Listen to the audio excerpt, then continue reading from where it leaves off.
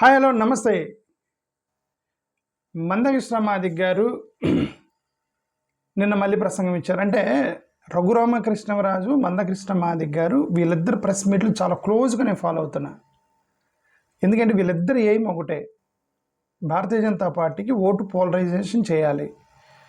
వీళ్ళిద్దరు ultimate aim ఇది. Okay, but Raghuramakrishnaraju గారికి డైరెక్ట్గా మనం కౌంటర్ వేయగలుగుతున్నాం. మందకృష్ణ మాదిగ గారికి చాలా జాగ్రత్తగా కౌంటర్ వేయాల్సి వస్తుంది. ఎందుకంటే చాలామంది క్రిస్టియన్స్ నన్ను ఫాలో అవుతున్నారు. వాళ్ళలో ఎక్కువ మంది మాదిగలు కూడా ఉంటారు క్రిస్టియన్స్లో. ఎంత లేదన్నా మందకృష్ణ మాదిగ గారిని వాళ్ళ నాయకుడిగా గౌరవిస్తారు అతన్ని.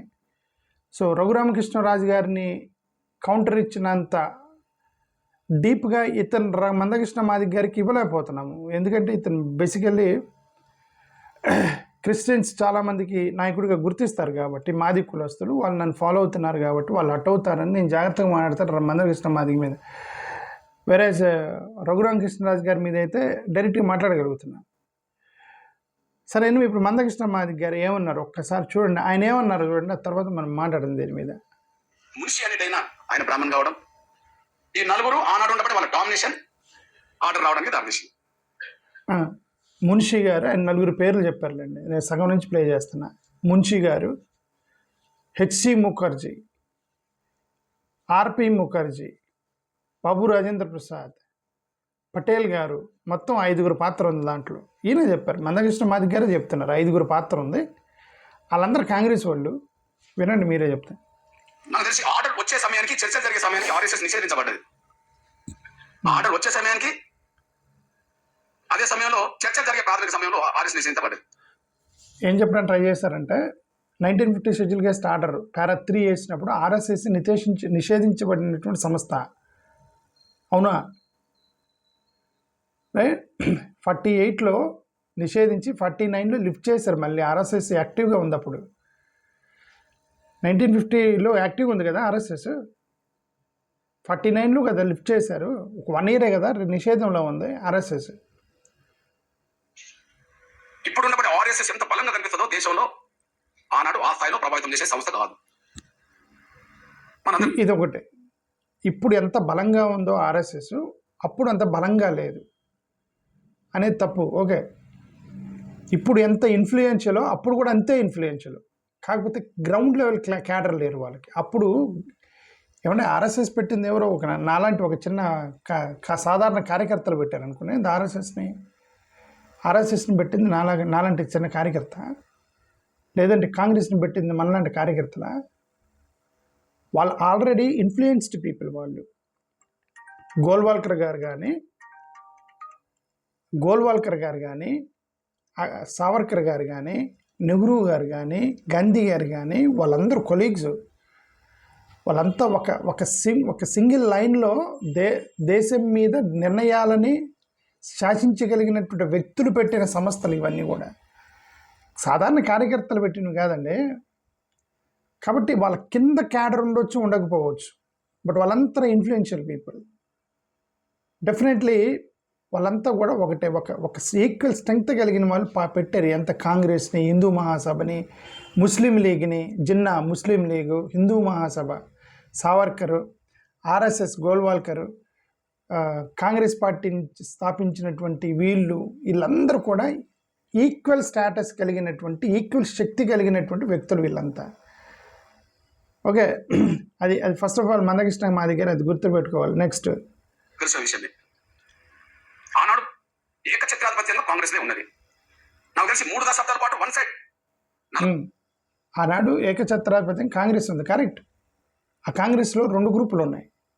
ఒకటి ప్యూర్ సెక్యులర్గా ఉన్నటువంటి గ్రూప్, ఒకటి హిందుత్వ భావజాలంతో ఉన్నటువంటి గ్రూప్. 2 కాంగ్రెస్లోనే ఉన్నాయి. ఎందుకు? బీజేపీ లేదు అప్పుడు, జనసంఘ్ లేదు, జనశక్తి లేదు, ఆ తర్వాత వచ్చినటువంటి జనతా పార్టీ లేదు. ఏ పార్టీ పొలిటికల్ నిజమైన కమ్యూనిస్ట్ పార్టీలు ఏదో అడపదడపగా ఉన్నాయి. ఒకే ఒక పార్టీ బలంగా ఉంది, అది కాంగ్రెస్ పార్టీ. ఆ కాంగ్రెస్ పార్టీలో 2 భావజాలాలు కలిగిన వాళ్ళు ఉన్నారు.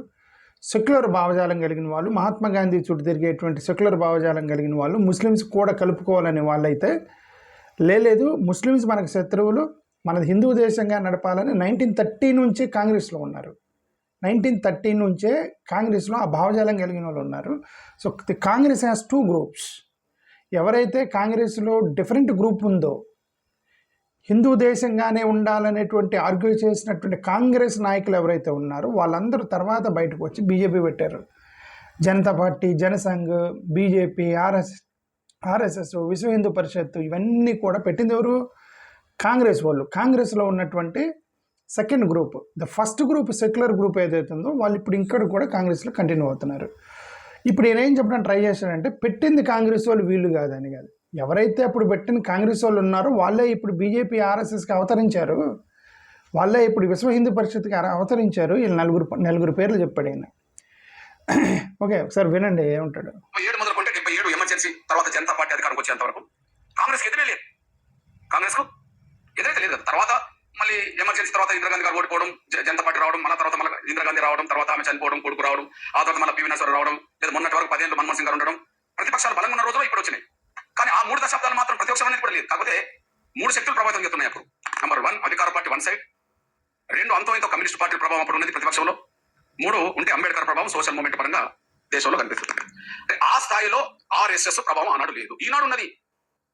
అదే ఈయన బైబిల్లో మత్తయి సువార్త అనేటువంటి అధ్యాయంలో యేసుక్రీస్తు గురించి ప్రచారం చేసినట్టు ఈయన మందాకృష్ణ మాదిగ గారి సువార్త ఇది. ఈ సువార్తలో అయినా ఆర్ఎస్ఎస్ వాళ్ళ యొక్క పాత్ర లేదు, వాళ్ళ తప్పు లేదు, బీజేపీ వాళ్ళ పాత్ర లేదు, వాళ్ళ తప్పు లేదు, చేసింది మొత్తం కూడా కాంగ్రెస్ వాళ్ళని చివరికి చెప్పడానికి ట్రై చేస్తున్నాడు ఆయన. ఓకే, అదే ఇంకో మీనింగ్ వాళ్ళని ఎందుకు ప్రచారం చేస్తున్నాడు అనేది మన పెద్ద సీక్రెట్ లేదు దాంట్లో.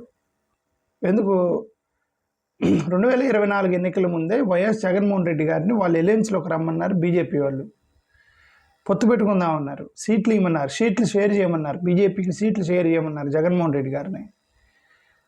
ఆయన కొద్దిగా సెన్సిబుల్గా ఉన్నాడు. మైనారిటీ ఓట్లు ఇవన్నీ ఎందుకు పోగొట్టుకోవాలని ఆయన వెళ్ళలేదు. ఇప్పుడు ఓడిపోయిన తర్వాత అందరూ ఆయన్ని నువ్వు వెళ్ళి ఉండాల్సింది కదా, నువ్వు ఎందుకు వెళ్ళలేదు, క్రిస్టియన్స్ కోసం నువ్వు మైనారిటీస్ అని నిలబడ్డావు, వాళ్ళు నిన్ను గెలిపించారా అని జగన్ తిట్టారు అందరూ. జగన్ తిట్టారని ఇప్పుడు ఆయన ఆలోచనలు పడ్డాడేమో నాకు తెలియదు అక్కడ ఏం చెప్తున్నా. ఆయన మైండ్లో ఏముందో నాకు తెలియదు. జగన్ గారి మైండ్లో ఆలోచనలో పడ్డట్టుగా నాకైతే అనిపిస్తుంది. అరే నేను పొరపాటు చేశాను, ఆ రోజు బీజేపీ పొత్తులోకి వెళ్ళి ఉండాల్సిందని జగన్ గారు కూడా అనుకుంటున్నారేమో తెలియదు. బట్ ఆ రోజు నేను వెళ్ళను అన్నాడు జగన్మోహన్ రెడ్డి. నేను నా మైనారిటీ ఓట్ బ్యాంక్ ఉంది వెళ్ళనంటే, ఇప్పుడు చాలామంది ఎంపీలు బెదిరిస్తున్నారు జగన్ గారు నేను వెళ్ళి బీజేపీలో చేరతామని. అందుకని వేరే గతిలేక ఆయన సపోర్ట్ చేస్తున్నాడు. ఈ ఎంపీలు బెదిరిస్తున్నారని. ఇప్పుడు నేను వదిలే బీజేపీకి ఓటేయొద్దు అన్నా సరే ఈ ఎంపీలు వెళ్ళి ఆ బీజేపీలో చేరే తట్టుకున్నారు. ఎందుకంటే కేసులో అవన్నీ ఉంటాయి కదా, అవి వేరే ఆప్షన్ లేక ఇప్పుడు ఆయన సపోర్ట్ చేస్తున్నాడు బీజేపీకి. బట్ ఫండమెంటల్లీ జగన్ గారిని బీజేపీకి దూరం చేయడానికి చంద్రబాబు నాయుడు గారి యొక్క పాత్ర ఉంది. ఏంటి చంద్రబాబు నాయుడు గారి పాత్ర? ఆయన ఎలియన్స్లోకి వెళ్ళాలి, ఎలియన్స్లోకి వెళ్ళి ఎలాగైనా సరే జిముకులు బొమ్ముకులు చేసి మనం గెలవాలి, గెలిచి జగన్ మీద కక్ష సాధించాలని చంద్రబాబు నాయుడు గారు జైలుకి వెళ్ళారు. పగబెట్టుకున్నాడు చంద్రబాబు నాయుడు గారు. ఓకే, జైలుకి వేసారు అని చెప్పి కోపంలో ఉన్నాడు చంద్రబాబు నాయుడు గారు. ఆ టైంలో ఆయన బీజేపీలకు పెట్టినటువంటి ఒక ప్రపోజల్ ఇది. ఈయన ఒకడు మందకృష్ణ మాదిగ గారు కూడా, నేను వచ్చి ఎన్డీఏలో చేరతాను, మందకృష్ణ వచ్చి ఎన్డీఏలో జాయిన్ అవుతారు, మనకి ఈ ప్లాన్ మొత్తం ఇచ్చింది చంద్రబాబు నాయుడు గారు, ఈయన కూడా వెళ్ళి బీజేపీలో చేరటం, మందకృష్ణ మాదిగ గారిని బీజేపీలో చేరటం చంద్రబాబు నాయుడు గారు ప్లాన్ ఉంది అని నేను అనుకుంటున్నా. ఓకే, ఎందుకు అంటే డబుల్ ఎఫెక్ట్ చూపించారు. జగన్ని దూరం చేసుకోండి, నేను వస్తాను, పవన్ కళ్యాణ్ వస్తాడు, మందకృష్ణ మాదిగ ఎంతమంది వస్తారు నీతోటి, ఒక జగన్ కోసం ఎందుకు జగన్ డిస్కనెక్ట్ చేయని చెప్పి డిస్కనెక్ట్ చేశారు 2024లో. జరిగింది అదే. ఇప్పుడు ఎప్పుడెప్పుడైతే ఈ క్రైస్తవులు దళితులు ఏకమవుతారో టక్కన రంగంలోకి దిగుతున్నాడు ఈయన మందకృష్ణ మాదిగ గారు. రంగంలోకి దిగి లేదు మనం బీజేపీ వాళ్ళు ఆర్ఎస్ఎస్ వాళ్ళు మనకి హెల్ప్ చేస్తారు అని చెప్పడానికి ప్రయత్నం చేస్తున్నాడు. సరే తప్పలేదు, గతంలో ఏదో చేశారు, ఇప్పుడు చేస్తారు, చేయమనండి, నో ప్రాబ్లం, చేస్తే మంచిదే, అంతవరకు చెప్తే పర్లేదు. కానీ అప్పుడు చేసింది వీళ్ళ పాత్ర లేదు, వీళ్ళు మంచోళ్ళు అని చెప్పడం మాత్రం అది కరెక్ట్ కాదు. అప్పుడు చేసింది ఇప్పుడు చేసింది మొత్తం వీళ్ళే, అది నేను మీకు చెప్తున్నాను. ఎందుకంటే ఈయన 4 పేర్లు చెప్పాడు, ఇంకా లోపలికి వెళ్ళి ఆయన మాట్లాడింది అనవసరం. ఈయన 4 పేర్లు చెప్పాడు. 4 పేర్లలో ఫస్ట్ ఆఫ్ ఆల్ అదే చెప్పాను కదా, కేఎం మున్షి గారు. వీడియోలో ఫస్ట్ మున్షి గారు మాట్లాడారు. ఆయన కాంగ్రెస్లో మినిస్టర్గా ఉన్నారు అప్పుడు, కేఎం మున్షి. అదే కేఎం మున్షి గారు 1950 షెడ్యూల్ క్యాస్ట్ ఆర్డర్ పారా 38 అని ప్రధాన పాత్ర పోషించినటువంటి కాంగ్రెస్ మినిస్టర్ కేఎం మున్షి. ఆయన 1950 షెడ్యూల్ క్యాస్ట్ ఆర్డర్ని బాబు రాజేంద్ర ప్రసాద్ చేత ఒప్పించి వేయించాడు వెనక. ఆయన తర్వాత విశ్వ హిందూ పరిషత్ పెట్టింది ఆయనే, కేఎం మున్షి గారు. అంటే ఒక కాంగ్రెస్ మినిస్టర్ విశ్వ హిందూ పరిషత్ పెట్టారు. ఇప్పుడు ఫౌండర్ ఆయన విశ్వ హిందూ పరిషత్, విహెచ్పి ఉంది కదా, విహెచ్పికి founder, one of the founders Golwalkar garu, వీళ్ళందరూ కలిసి విశ్వ హిందూ పరిషత్ పెట్టారు. దాంట్లో ఈయన కేఎం మున్షి గారు ఉన్నారు, ఈజ్ కో ఫౌండర్ ఆఫ్ విశ్వ హిందూ పరిషత్. అంటే ఒక కాంగ్రెస్ నాయకుడు విశ్వ హిందూ పరిషత్ స్థాపించేటువంటి భావజాలం కలిగిన వ్యక్తి కాంగ్రెస్లో ఉన్నాడు. మరి ఇంకా కాంగ్రెస్లో ఉంటేమి ఉండకపోతేమి, ఆయన భావజాలం మొత్తం కూడా హిందుత్వ భావజాలంతో ఉన్నటువంటి కేఎం మున్షి గారు పెట్టినటువంటి 1950 షెడ్యూల్ క్యాస్ట్ ఆర్డర్. ఇప్పుడు ఆయన వచ్చి విహెచ్పి ఉంది. విహెచ్పి ఎవరికి పనిచేస్తుంది? బీజేపీకి కదా పనిచేస్తుంది, ఆర్ఎస్ఎస్ కదా పనిచేస్తున్నారు. కాంగ్రెస్ వాళ్ళు పెట్టినట్ట, బీజేపీ వాళ్ళు పెట్టినట్ట. అప్పుడు బీజేపీ లేకపోవచ్చు. పెట్టిన వ్యక్తులు ఇప్పుడు ఎవరు ఎక్కడున్నారు, ఏ పొలిటికల్ పార్టీలు ఇన్ఫ్లుయెన్షియల్గా ఉన్నారు? కేఎం మున్షి గారి బ్యాచ్ విహెచ్పి మొత్తం బీజేపీకి పనిచేస్తుంది, కాంగ్రెస్కి కాదు. ఓకే, అంటే నెరేషన్ని ట్విస్ట్ చేయటం ట్రై చేస్తాడు ఈయన మందకృష్ణ మాదిగ గారు. కాంగ్రెస్ వాళ్ళు పెట్టారు, బీజేపీ వాళ్ళు కాదు, వీళ్ళు కాదు, దుర్మార్గులు వాళ్ళు అని చెప్పడానికి ట్రై చేయడం కరెక్ట్ కాదు. అప్పుడు కాంగ్రెస్లో ఉన్న వాళ్ళు ఎవరైతే పెట్టారో వాళ్ళందరూ ఇప్పుడు బీజేపీగా, విశ్వ హిందూ పరిషత్గా, ఆర్ఎస్ఎస్గా, రకరకాల హిందూ సంస్థలుగా తయారయ్యారు వీళ్ళంతా. అప్పుడు 1950 షెడ్యూల్ క్యాస్ట్ ఆర్డర్ వేసి దళిత క్రైస్తవ రిజర్వేషన్ తీసేసిన వాళ్ళు. ఇది ఫండమెంటల్ ఫ్యాక్ట్. అది మున్షి గారి సంగతి. రెండోది, ఈయన ఒకటి కన్ఫ్యూజ్ అవుతున్నాడు. శ్యామ్ ప్రసాద్ ముఖర్జీకి ప్లస్ హెచ్సి ముఖర్జీ, హరీష్ చంద్ర ముఖర్జీ ఏదో ఉంది, ఏం పేరు, హరీంద్ర కుమార్ ముఖర్జీ. వీళ్ళిద్దరికి కన్ఫ్యూజ్ అవుతున్నాడు మందకృష్ణ మాదిగ గారు. ఓకే, శ్యామ్ ప్రసాద్ ముఖర్జీ ఎవరైతే ఉన్నారో ఈయన కూడా కీలక పాత్ర పోషించాడు.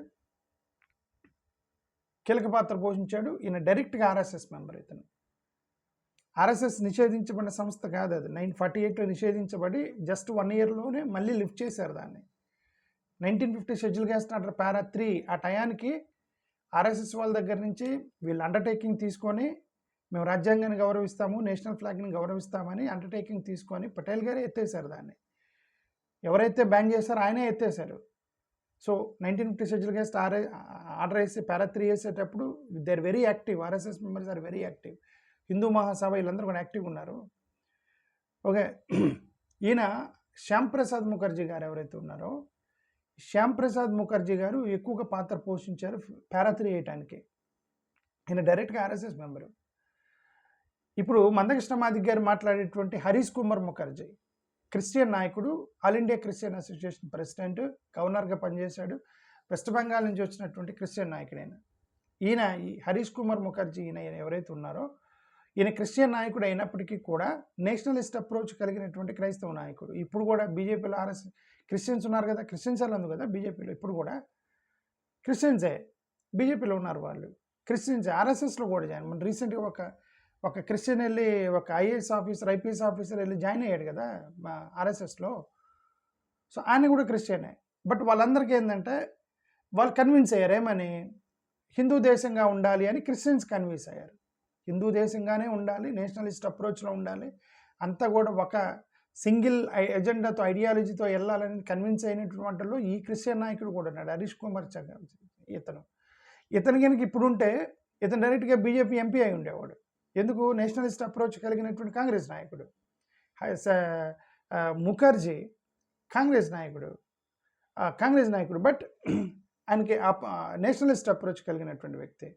సో వీళ్ళందరూ కూడా ఏంటి, ఇప్పుడు మందకృష్ణ మాదిగ గారు చెప్పేటువంటి వీళ్ళందరూ ఎవరైతే ఉన్నారో, మున్షి గారు కానీ, హరీష్ చంద్ర కుమార్ ముఖర్జీ గారు కానీ, శ్యామ్ ప్రసాద్ ముఖర్జీ కానీ, వీళ్ళందరూ కూడా నేషనలిస్ట్ అప్రోచ్ మీద కన్విన్స్ అయ్యి వాళ్ళతో పాటు ఎలైన్గా పనిచేస్తున్న వాళ్ళు మొత్తం కలిసి బాబు రాజేంద్ర ప్రసాద్ గారి చేత వేయించారు. ఇప్పుడు మీకు అనుమానం రావచ్చు, మరి వీళ్ళు అనుకుంటే ఎట్లా అయింది? మేజర్గా అక్కడ డిప్యూటీ బాబు రాజేంద్ర ప్రసాద్ కదా వేయాలి ప్రెసిడెంట్, ప్లస్ ఇక్కడ వైస్ ప్రెసిడెంట్గా ఉన్నటువంటి సర్దార్ వల్లభాయ్ పటేల్ గారు, మరి వీళ్ళిద్దరూ ఒప్పుకోవాలి కదా. ఎంతమంది ఒప్పుకున్నప్పుడు ఆయన ఏం చేస్తారు? జవహర్లాల్ నెహ్రూ ఇంతమంది ఒప్పుకున్నాడు, ఆ నెహ్రూ ఒక్కడేం చేస్తాడు, ఆ నెహ్రూ కూడా ఏంటంటే కొలోనియల్ మైండ్ సెట్తో ఉన్నాడు అతను. అంతా బ్రిటిష్ వాళ్ళతో తిరిగాడు అతను. ఏదో రూమర్స్ ఉంటాయి కదా, గర్ల్ ఫ్రెండ్ ఉంది ఆయనకి, బ్రిటిష్ వాళ్ళ గర్ల్ ఫ్రెండ్ ఒక ఆమె ఉందని రూమర్స్. ఓకే, నిజమో తెలియదు నెహ్రూ గారికి. అంటే ఏంటంటే ఆయన ఆల్రెడీ చాలా అలైన్ అయి ఉన్నాడు బ్రిటిష్ వాళ్ళతోటి. అంటే ఆ బ్రిటిష్ వాళ్ళు జనరల్ అప్రోచ్ ఎలా ఉంది, అంబేద్కర్ యొక్క ఐడియాలజీలో ఉన్నారు బ్రిటిష్ వాళ్ళు. అంబేద్కర్ ఐడియాలజీ అంటే అంబేద్కర్ చెప్పింది వింటున్నారు బ్రిటిష్ వాళ్ళు. అంబేద్కర్ గారు ఏంటంటే మాకు సపరేట్ ఎలక్టోరల్ ఎందుకు ఇవ్వాలి అని అడిగితే అంబేద్కర్ గారు చెప్పినటువంటి ప్రధానమైనటువంటి ఆరోపణ ఏంటంటే మా మీద కులవేక్ష చూపిస్తున్నారు, ఈ మతంలో మమ్మల్ని మీరు సపరేట్ చేయాల్సిందే, మాకు సపరేట్గా సపరేట్ ఎలక్టోరేట్స్ ఇవ్వాల్సిందే అని చెప్పేసి అంబేద్కర్ ఆ ఆర్గ్యుమెంట్ కొలోనియల్ మైండ్ సెట్లో ఉంది. ఆ మైండ్ సెట్తో జవహర్లాల్ నెహ్రూ కూడా ఉన్నాడు. హిందూ మతంలోనే ఈ కులం ఉంది అనేటువంటి వ్యవస్థ ఉంది. వీళ్ళు కన్విన్స్ చేశారు, వెనక పక్క మొత్తం కలిసి చేశారు. బట్ వెనక ఇన్ఫ్లుయెన్స్ చేసింది బీజేపీ, ఆర్ఎస్ఎస్ వాళ్ళు, కాంగ్రెస్ వాళ్ళు కాదు. ఓకే, ఇప్పుడు బాబు రాజేంద్ర ప్రసాద్ గారు, ఈయన ఎవరు? బాబు రాజేంద్ర ప్రసాద్ గారు. ఇప్పుడు బాబు రాజేంద్ర ప్రసాద్ గారు ఈయన ఎందుకు వేశారు ప్రెసిడెంట్గా ఉన్నప్పుడు? ఈయనకేంటి, ఈయన ఉన్న ఆర్ఎస్ఎస్ బీజేపీకి సంబంధించిన వ్యక్తి కాదు ఈయన. బట్ ఆయన ఎందుకు చేశారంటే ఈ రాజేంద్ర ప్రసాద్ గారు Bihar విద్యాపీత్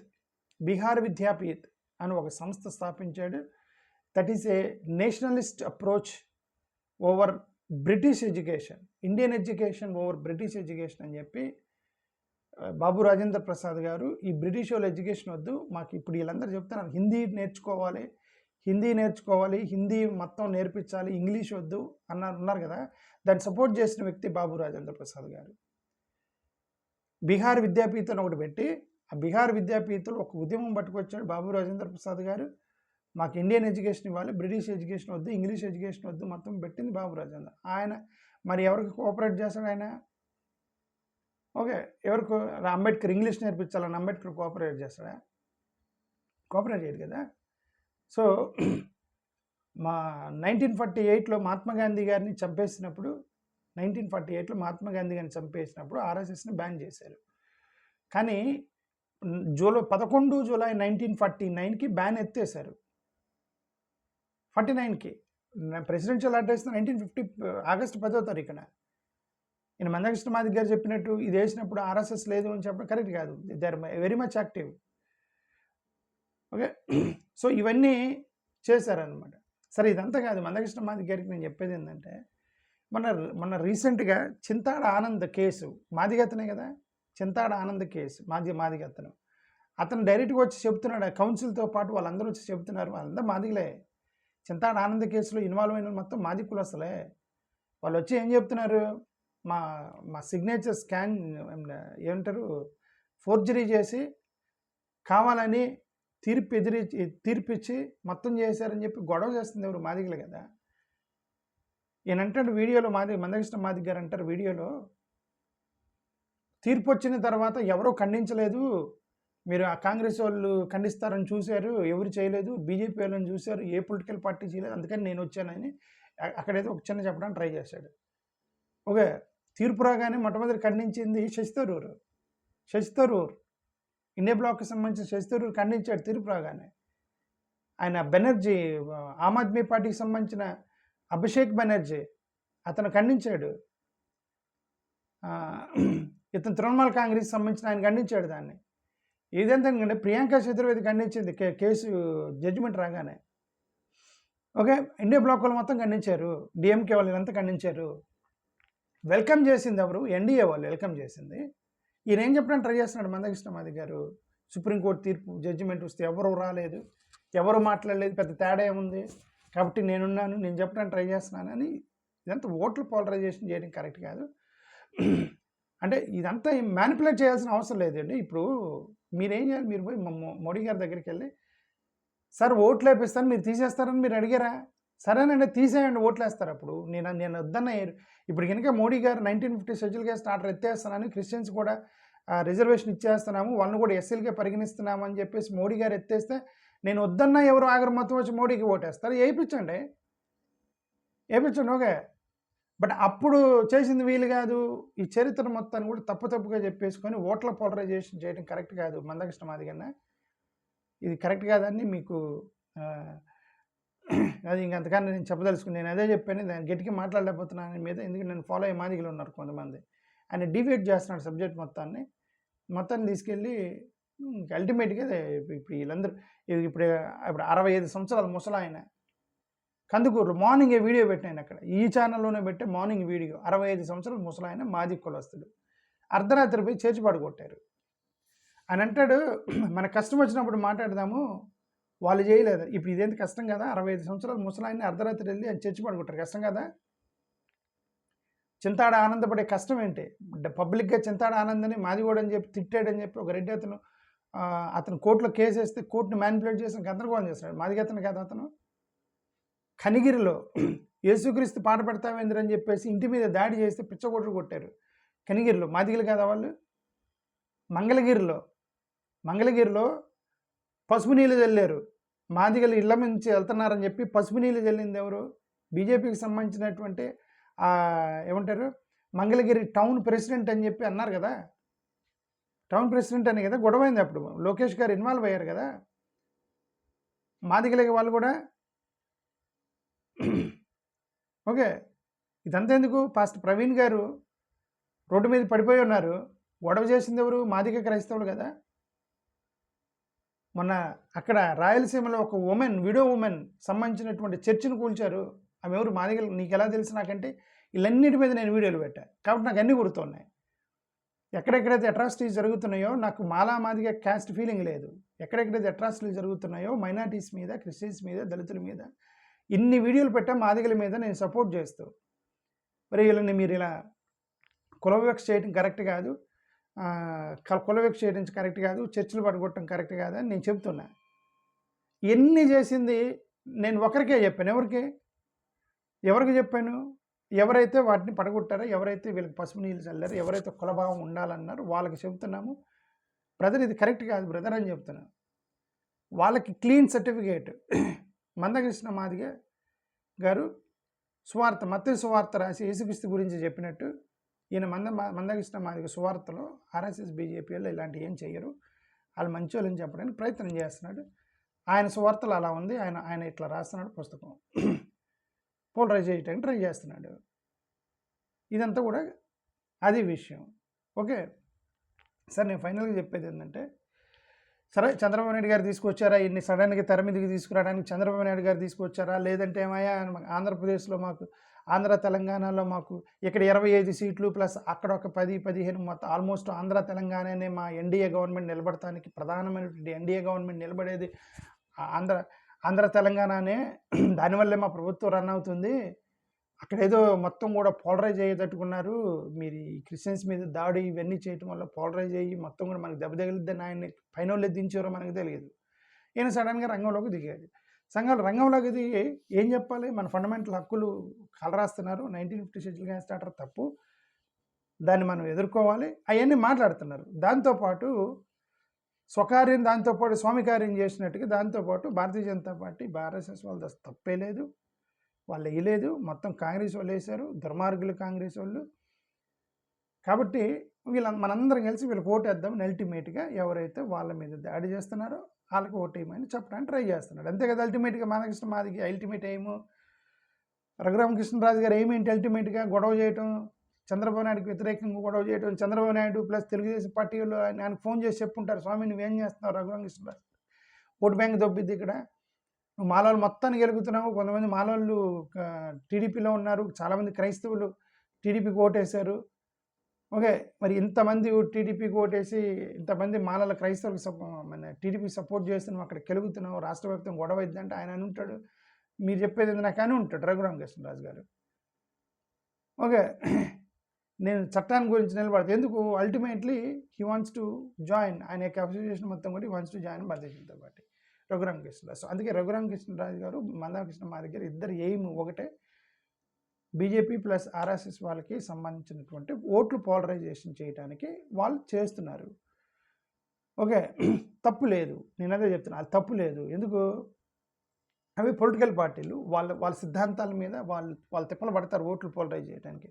obviously ultimately these are politics. Okay, but ఇక్కడ నెరేషన్ ట్విస్ట్ చేసి, చరిత్రను ట్విస్ట్ చేసి రాంగ్గా టీచ్ చేస్తే పాపం వీళ్ళు ఈ యొక్క బడుగు బలహీన వర్గాలకి ఏదైనా ఒకటైనా గుర్తుపెట్టుకోండి, అవసరమైతే బడుగు బలహీన వర్గాలకి ఒక 10,000 ఇచ్చి ఓట్లు వేయించుకున్నా పర్లేదు, వాడు 10,000 డబ్బులు తీసుకుని ఓటేసి వెళ్ళిపోతాడు. బట్ రాంగ్ టీచింగ్ చేస్తే వాడు చాలామంది మైండ్ మొత్తం కూడా రాంగ్ వెళ్ళిపోతుంది. రాంగ్ టీచింగ్ చేయకూడదు. అది నేను చెప్పేది మందకృష్ణ మాదిగ గారికి. సో అల్టిమేట్లీ 1950 షెడ్యూల్ క్యాస్ట్ పారా 3 వేసింది కాంగ్రెస్ వాళ్ళు అయినప్పటికీ, అప్పుడు కాంగ్రెస్లో ఉన్నటువంటి వేసిన వాళ్ళు మొత్తం కూడా ఇప్పుడున్న ఎన్డీఏలో మొత్తం వ్యక్తులు, అంటే అప్పుడు ఎన్డీఏ లేదు కాబట్టి కాంగ్రెస్లో ఉన్న ఎన్డీఏ వాళ్ళు సపరేట్గా ఇప్పుడు ఎన్డీఏగా ఫామ్ అయ్యారు. సో వీళ్ళ తప్పు అయితే వాళ్ళ తప్పు కాదు. ఆ రోజు అపోజ్ చేసినటువంటి మహాత్మా గాంధీ, అపోజ్ చేసిన జవహర్లాల్ నెహ్రూ, అపోజ్ చేసిన అంబేద్కర్ గారు, వాళ్ళందరూ కూడా ఇప్పుడు కూడా సెక్యులర్. వాళ్ళంతా ఆ రోజు అపోజ్ చేశారు 1953 షెడ్యూల్ క్యాస్ట్ ఆర్డర్ని. వాళ్ళు సిద్ధాంతం డివియేట్ అవ్వలేదు, వాళ్ళు సెక్యులర్గానే వెళ్తున్నారు. కాబట్టే మొన్న నంచ్ మీద గొడవ చేసింది వాళ్ళే, మణిపూర్లో క్రైస్తవుల మీద గొడవ చేసింది వాళ్ళే. ఓకే, మొన్న కేరళలో ఒక మైనారిటీ మీద దాడి జరిగితే గొడవ చేసింది వాళ్ళే. ఇప్పుడు ప్యాసెస్ మీద ఏమైనా జరిగినా గొడవ చేసేది వీళ్ళే, ఇండియా బ్లాక్ వాళ్ళే. ఎందుకు? వాళ్ళు సెక్యులర్ స్టార్టింగ్ నుంచి 1930 నుంచి కూడా సెక్యులర్గానే కంటిన్యూ అవుతున్నారు. ఎప్పుడైతే అప్పుడు నాన్ సెక్యులర్ ఉన్నారో ఇప్పుడు వాళ్ళందరూ కూడా రకరకాల సమస్యలతోటి ఎన్డీఏకి ఎలైన్ అయి ఉన్నారు. ఇప్పుడు నా మందకృష్ణ మాదిగ గారు ప్రెస్ మీట్ పెట్టి తప్పు కాంగ్రెస్ వాళ్ళది వీళ్ళదని చెప్పడం అంటే నాకైతే అర్థం. నేను చెప్పింది మీకు అర్థమైందో లేదో నాకైతే తెలియదు. This is the story. Thank you. నమస్కారం.